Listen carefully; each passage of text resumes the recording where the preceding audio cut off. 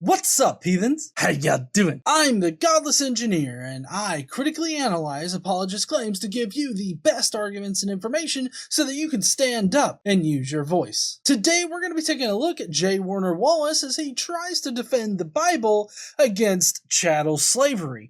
I say specifically chattel slavery because he seems to deny that the Bible endorses and condones chattel slavery. This would be the same type of slavery that we had in the Antebellum South, being that people were taken and sold as property. Many apologists try to misrepresent the slavery that's in the Bible by confusing a couple of different types of slavery. So, if you want to know why J. Warner Wallace is wrong about slavery in the Bible, then please stay tuned.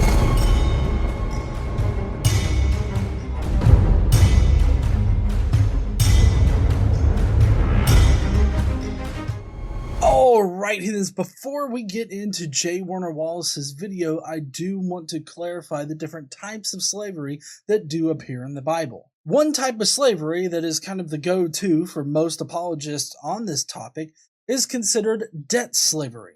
Hebrew slaves could become slaves in several different ways. First, they could sell themselves into debt slavery.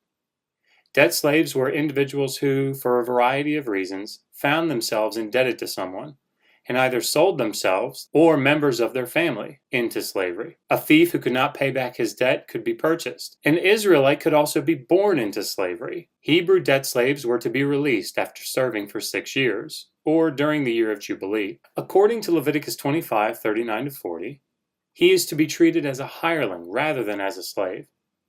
Many biblical apologists that I hear appear to describe slavery in the Old Testament in terms of debt slavery. Now, the Bible does have a number of laws that govern how these types of slaves should be treated. And this type of indentured servitude is not so much chattel slavery, but these type of indentured servants could definitely be passed down as inheritable property. There are loopholes in the Jewish laws of the Old Testament that would allow an owner of a debt slave to perpetually keep that slave in their possession. The other kind of slavery that's found in the Bible is chattel slavery. This would be the same kind of slavery that happened in the Antebellum South. Chattel slavery is where you own another person and remove all rights that they have from them. Foreign slaves could be acquired in war, through purchase, and by birth. One of the clearest distinctions between Hebrew slaves and foreign slaves with respect to the law is the foreign slave's status as property. Debt slaves were to be released after 6 years. Compare this with the laws of Hammurabi from the 18th century BCE, where a debt slave is to be released after serving 3 years. However, foreign slaves could be kept for life and passed down to the master's heirs after his death. As denoted in Leviticus 25:44-46, these types of slaves would have come from the nations around them, or people of different religions. Even if these people from other nations lived amongst the Jews, they could still purchase them as chattel slaves. Another thing to keep in mind about slavery in the Bible is that the laws that governed how the Jews treated slaves were not all that different from the ways that other nations treated their own slaves. If you compare the Jewish laws concerning slavery, both debt slaves and chattel slavery, you will find that they are pretty much carbon copies of other nations' laws on slavery. My point is that the Jews were not special and they did not treat their slaves any better than anybody else did at that time. They pretty much upheld the status quo for slavery. This was kind of a brief overview of the topic of slavery in the Old Testament. If you want a more detailed view of slavery in the Old Testament, I highly suggest you go and get Dr. Josh Bowen's book, Did the Old Testament Endorse Slavery? It's a very good book, and for those of you that are interested in the finer points of slavery in the Old Testament, definitely check it out. I will have a link below in the description if you would like to get it. Alright, let's see what J. Warner Wallace has for us.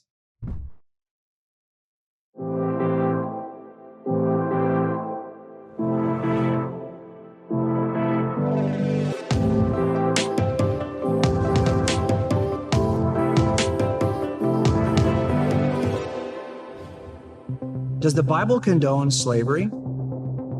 When I first started reading through Scripture, I started to see that there were descriptions in the New Testament and the Old Testament involving slaves. And these descriptions were relatively benign, as though we were to take for granted the existence of slaves. Does God condone slavery?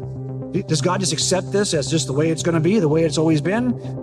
Well, yes, he does. He definitely condones and endorses slavery, but he goes a bit farther than that, and he actually commands a number of his followers, the prominent ones like Moses and Abraham and David, to actually go and physically take slaves from the surrounding areas.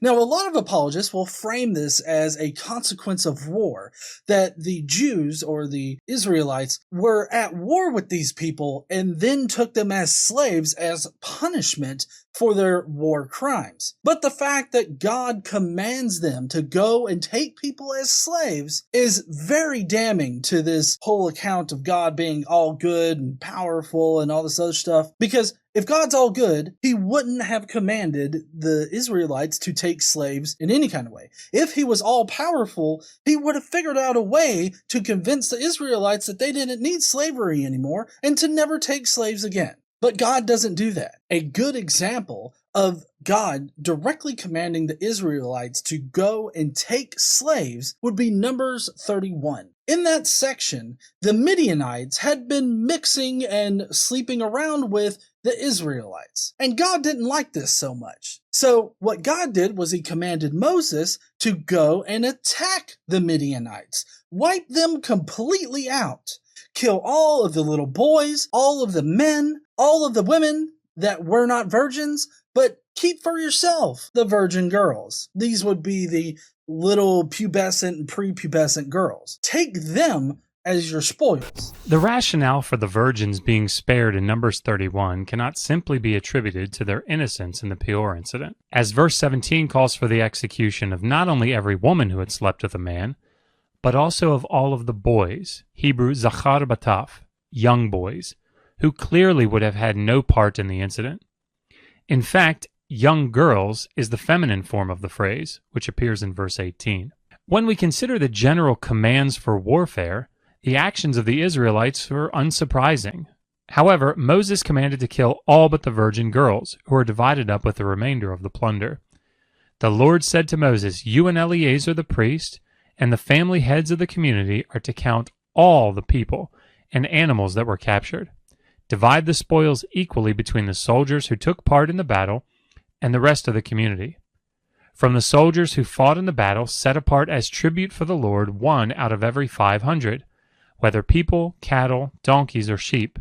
The plunder remaining from the spoils that the soldiers took was 675,000 sheep, 72,000 cattle, 61,000 donkeys, and 32,000 women who had never slept with a man."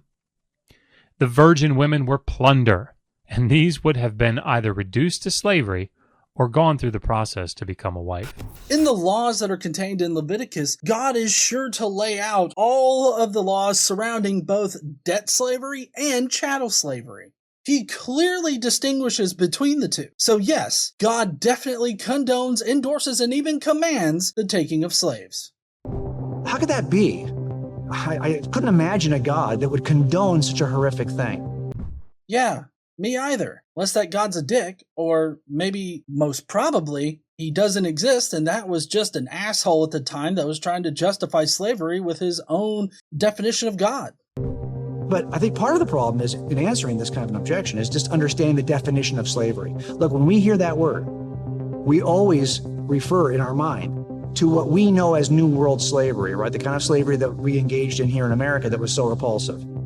That would be chattel slavery. This is actually the first time I've heard of New World slavery. The chattel slavery that existed in the Antebellum South was not exactly a carbon copy of how the Israelites treated their slaves, but it was eerily similar. And to suggest that the chattel slavery that the Antebellum South employed is different than the chattel slavery that the Israelites employed totally ignores all of the history surrounding the laws that govern the Antebellum South slavery. Can anybody here name what book they primarily consulted in order to make these laws surrounding slavery in the South? Dang, dang, dang, dang, dang! That's right, it was the Bible! The Bible was used. But is that the same as ancient Near Eastern slavery? Even though the word may be the same, is the concept the same? I like here how you acknowledge that both the Israelite slavery of foreign peoples was chattel slavery, as well as the Antebellum South employing chattel slavery. You're saying that they both employed it, so what exactly is chattel slavery? Well, chattel slavery is defined as the enslaving and owning of human beings and their offspring as property, able to be bought, sold, and forced to work without wages, as distinguished from other systems of forced, unpaid, or low-wage labor, also considered to be slavery. So, now considering this, let's go to Leviticus 25:44 through 46 and see how this slavery that was employed for foreigners compares to chattel slavery. As for your male and female slaves, whom you may have, you may buy male and female slaves from among the nations that are around you. You may also buy from among the strangers who sojourn with you and their clans that are with you, who have been born in your land, and they may be your property. You may bequeath them to your sons after you to inherit as a possession forever. You may make slaves of them, but over your brothers, the people of Israel, you shall not rule one over another ruthlessly. So as you can tell, they are the same thing. They are two very different things in a number of ways. Number one, the benefit, the financial benefit that slavery offered in the New World was that the slave owner got all the benefit. In the ancient Near Eastern version of this term, often it was the slave himself who entered into slavery because of a financial debt that was owed.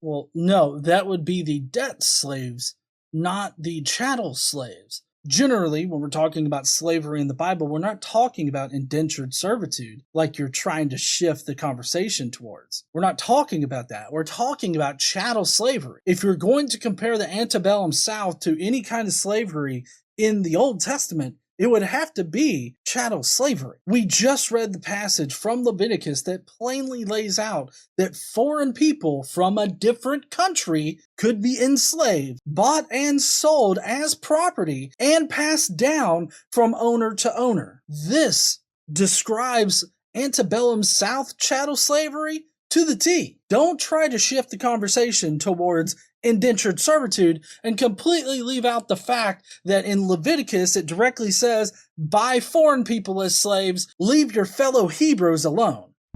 As a matter of fact, that's another way that they were different. The way into slavery in the New World, of course, was involuntary. People were subjugated into slavery, but in the ancient Near East, often people entered into this kind of servitude voluntarily to pay a debt.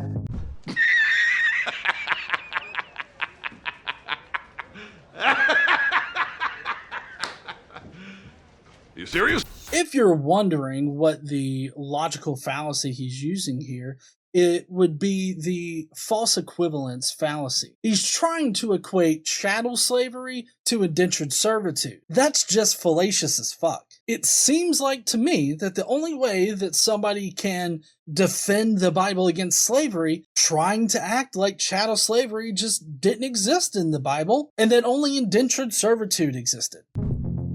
As a matter of fact, the way out of slavery was different, right? I mean, in the New World, there was no way out of slavery. In the ancient Near Eastern, there were several biblical pathways for slaves to be freed. Actually, the way slaves were treated was even different. In the New World slavery we think about, slaves were treated as property. In the ancient Near East, they were given the same rights, and they were actually laid out by biblical mandates, the rights that other human beings are given. Indentured servitude was like people that were indebted and who were fellow Hebrews. They were the ones that were given those kinds of rights. That's not to say that the slaves in the ancient Near East didn't have some kind of rights, but what we're talking about with chattel slavery is they have little to no rights. Meaning that they simply do not have the freedom to just not be a slave anymore. He said that one of the major differences between Antebellum South slavery and this ancient Near East slavery is that in the Antebellum South, you weren't given a choice whether or not you could be a slave. Well, that exact same thing happened in the ancient Near East too. If you don't recall, in Numbers 31, That entire chapter is about how Moses went in, killed an entire group of people, and then took people as slaves. Do you think that anybody in that town wanted to be forced into slavery? Was it their choice to become slaves? No. It wasn't. They didn't get to choose. Along with all of the other cities that were conquered by, like, David. When he went in and conquered them, he didn't give them a choice to be slaves. He just took them as slaves. So, J. Warner Wallace, you're just biblically wrong. Why are these two things so different? Well, let's just be careful when we talk about what it is God might condone. Are we talking about the kind of New World slavery that we think of today, or something very different? And it's different in really the way you entered, the way you got out, the way you were treated while you were there. No, God! No, God, please, no! No! No! No! No, it wasn't different. And like I pointed out before, there are multiple loopholes in the Jewish laws that would allow a debt slave to stay a slave for the rest of his life. He would be perpetually a slave. In Jeremiah 34, for example, the prophet rails against the slave owners, not because they had taken slaves, but because they had not released them after the 6-year term of service. Even after releasing them, they reconsidered and took back their slaves. This demonstrates clearly that, while entering debt slavery was technically volitional, either by the will of the borrower or by his permission when his child or wife are taken into slavery, but once enslaved, one did not have the freedom to go. Similar situations can be seen in Nehemiah 5 and in the book of Amos.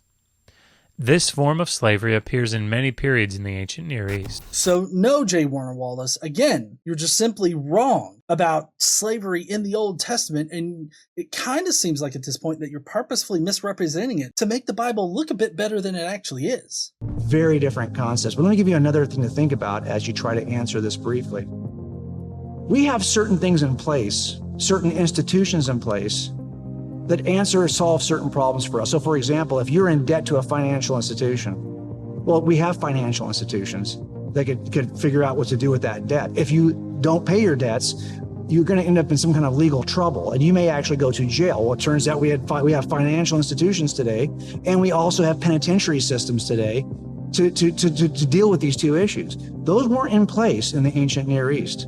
If you were somebody who had a debt in the ancient Near East, there was no financial institution to kind of come and mitigate that debt, and there were no penitentiaries that could place people in custody. The vast majority of people who were involved in voluntary servitude, called slavery, were people who had a financial debt to pay off, or were people who had committed a war crime or other crime that they were paying off. What? So the only types of people that were involved in this debt slavery were people that owed money and people that committed war crimes? Are you fucking serious there, J. Warner Wallace? Now, J. Warner Wallace might put Numbers 31 amongst the war crimes type of slavery that was used. If he were to do that, I would ask him, what are the prepubescent and pubescent virgin girls doing that would constitute war crimes? Because if you don't remember, everybody that offended and disrupted the Israelites, they were killed off. They suffered their punishment, I guess, of being killed. So what on earth did the little girls do to the Israelites that would have caused them to be placed into this sexual slavery? Because they didn't have a choice. They were forced into it. They were given over to the Israelite men to take as wives. That doesn't exactly seem like they voluntarily gave themselves over. It sounds like the Israelites were a warmongering group of fucking assholes that went in, killed everybody, and then took the little prepubescent girls for their own perverse sexual pleasure. Also, in Leviticus 25:44 through 46, when it lays out who you may buy as chattel slaves to be your property, he doesn't specify that they're only at wartime, or that these are war criminals, or that they owe a debt of some kind. No, it's just people that live in other nations. You can just take them as your slaves. You can buy them as your slaves. And since we're putting this in the context of the Antebellum South, if you know anything about the slave trade, you know that the slave traders, they went to Africa to purchase the slaves from Africa and exported them from Africa to the Americas to be sold as slaves. How is the slave trade in the antebellum South not exactly the same thing as what's contained in Leviticus 25, 44 through 46? Because to me, just reading it at face value, it kind of seems like the same shit there, J. Warner Wallace. Those systems were in place to deal with wrongdoers or people who were in debt. And they didn't have the institutions that we have today, so you can see why they might resort to other means to solve those two problems. So let's be careful when we talk about slavery and what kind of slavery, quote unquote, God would condone. Different way in, different way out. A different way you were treated while you were there. A pathway that could get you out. No, a different way in, a different way out? No, not that whatsoever. The debt slavery and chattel slavery that was present in Israel at that time matched the same kind of requirements that we would have for the debt and chattel slavery that the antebellum South would have had. Were these slaves treated differently? No, they weren't treated differently. The life of a chattel slave in the ancient Near East is a harsh and unforgiving life, filled with little to no rights and definitely no freedom to choose to leave if you wanted to, which is the exact same way that slaves were treated in the antebellum South. Even the laws in Israel surrounding chattel slaves seem eerily similar to the laws surrounding antebellum slavery. And that's probably because the lawmakers in the antebellum South modeled their laws on the laws of Israel. So how could you say that the antebellum South slavery treated their slaves differently, had different ins and outs for their slaves, when they seemed to model their type of slavery and their laws of slavery on the laws and types of slavery that existed in Israel? I don't understand how you can say that they're completely separate ideas. I really don't see this giant chasm of a difference between the two. And it's really only a last resort because they lack the kinds of institutions and structures that would take care of the problem in a different way. And finally, let me just give you one last thing to think about. The same Bible that people say condones slavery was the text that the abolitionist movement used to free the slaves. Well, yeah, you had people on both sides that were using the exact same text in order to argue for their political position. This political position being abolitionism. Now, I will admit that the Bible that was issued to slaves by their owners was considered the slave Bible, which had all of the freeing of slave kind of concepts taken out of the Old Testament. They had a special Bible that removed all of that and emphasized the fact that you were a slave and that you needed to serve your master. I just feel like this highlights how religion and this concept of God can be so flexibly used to support whatever position you want. Can you use the Bible to support an abolitionist type of mindset? Yes, you definitely can. But on the flip side, you can definitely use the Bible to support a pro-slavery agenda. The same Bible that was misinterpreted to condone New World slavery when the Bible was not describing New World slavery to begin with is the same text that Wilberforce used as part of the abolitionist movement. On the basis of what was that movement started? On the basis of a biblical notion that all of us are of the same family, that we are not to be treated differently, that there is no race in the eyes of God, that humans look at the outward condition of man, but God looks at the heart, that we have a certain dignity as humans in the image, created in the image of God, that there is no brown race, white race, yellow race, red race. There's just a human race in the eyes of God.